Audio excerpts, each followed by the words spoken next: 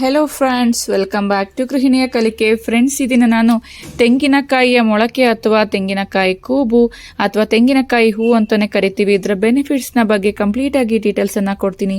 ಬನ್ನಿ, ಹಾಗಾದರೆ coconut flower ಅಥವಾ ಕೋಕೋನಟ್ ಫ್ರೂಟ್ ಅಂತಲೇ ಕರಿತೀವಿ, ಅಥವಾ ಕೋಕೋನಟ್ ಆ್ಯಪಲ್ ಅಂತಲೂ ಸಹ ಇದನ್ನು ಕರಿತೀವಿ. ಅದರ ಬೆನಿಫಿಟ್ಸ್ ಏನು ಅಂತ ನೋಡೋಣವಾ? ಕಲ್ಪವೃಕ್ಷ ಎಂದು ಕರೆಯಲ್ಪಡುವ ತೆಂಗಿನ ಮರದ ಪ್ರತಿಯೊಂದು ಭಾಗವು ನಮಗೆ ಉಪಯುಕ್ತವಾಗಿದೆ. ತೆಂಗಿನ ಹೂವಿನಲ್ಲಿ calcium, phosphorus, magnesium, manganese, phosphorus, vitamin B1, B2, B3, B9, vitamin C, vitamin E, ಜೀವಸತ್ವಗಳು ಹೆಚ್ಚೇತವಾಗಿದೆ ಅಂತಲೇ ಹೇಳ್ಬೋದು. ಹಾಗೆ ಐರನ್ ಸಹ ಇದೆ. ತೆಂಗಿನಕಾಯಿಯ ಕೂಬು ಅಥವಾ ಹೂವನ್ನು ನಾವು ತಿನ್ನೋದ್ರಿಂದ ರಕ್ತಸ್ರಾವದ ಅಸ್ವಸ್ಥತೆಗಳಿಂದ ನಾವು ದೂರ ಇರ್ಬೋದು, ಮತ್ತು ರಕ್ತಸ್ರಾವದ ಅಸ್ವಸ್ಥತೆಯಿಂದ ಬಳಲ್ತಿರೋರಿಗೆ ಚಿಕಿತ್ಸೆ ಅಂತಲೇ ಹೇಳ್ಬೋದು. ಮೂಗಿನ ರಕ್ತಸ್ರಾವ ಅಥವಾ ಭಾರಿ ಅವಧಿಯ ಸಮಸ್ಯೆಯಂತಹ ರಕ್ತಸ್ರಾವದ ಅಸ್ವಸ್ಥತೆಗಳಿಂದ ಇರುವವರು ತೆಂಗಿನಕಾಯಿಯ ಹೂವು ಅಥವಾ ಮೊಳಕೆಯನ್ನು ತಿನ್ನೋದ್ರಿಂದ ಈ ರಕ್ತಸ್ರಾವದಿಂದ ಮುಕ್ತಿಯನ್ನು ಹೊಂದಬಹುದು. ಮಧುಮೇಹ ಮತ್ತು ಮೂತ್ರನಾಳದ ಅಸ್ವಸ್ಥತೆಗಳಿಗೆ ಇದು ಚಿಕಿತ್ಸೆಯನ್ನು ನೀಡುತ್ತದೆ. ಅತಿಸಾರ ಬೇದಿಗೂ ಸಹ ಇದು ತುಂಬಾನೇ ಒಳ್ಳೆಯದು, ಅದನ್ನು ನಿಯಂತ್ರಣದಲ್ಲಿ ಇಟ್ಕೋಬಹುದು. ಇನ್ನು ಬಿಳಿ ವಿಸರ್ಜನೆಗೆ ಚಿಕಿತ್ಸೆ ನೀಡಲಾಗುತ್ತದೆ ತೆಂಗಿನಕಾಯಿಯ ಕೂಬನ್ನು ತಿನ್ನೋದ್ರಿಂದ. ರೋಗ ನಿರೋಧಕ ಶಕ್ತಿ ಹೆಚ್ಚಿಸುತ್ತದೆ. ಹೌದು, ನಾವು ತೆಂಗಿನಕಾಯಿಯ ಕೂಬು ಅಥವಾ ಮೊಳಕೆಯನ್ನು ತಿನ್ನೋದ್ರಿಂದ ನಮ್ಮ ಬಾಡಿನಲ್ಲಿ ಇಮ್ಯುನಿಟಿ ಪವರ್ ಹೆಚ್ಚಾಗುತ್ತದೆ.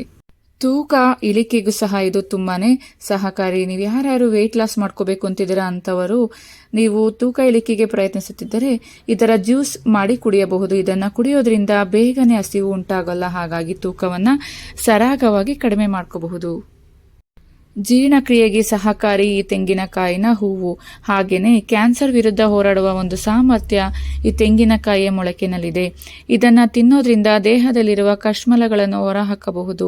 ಇದರಿಂದಾಗಿ ಕ್ಯಾನ್ಸರ್ ಅಪಾಯವನ್ನು ಸಹ ತಡೆಗಟ್ಟಬಹುದು. ಹಾಗೆಯೇ ನಿಮ್ಮ ತ್ವಚೆಗಂತೂ ಇದು ತುಂಬಾನೇ ಒಳ್ಳೆಯದು.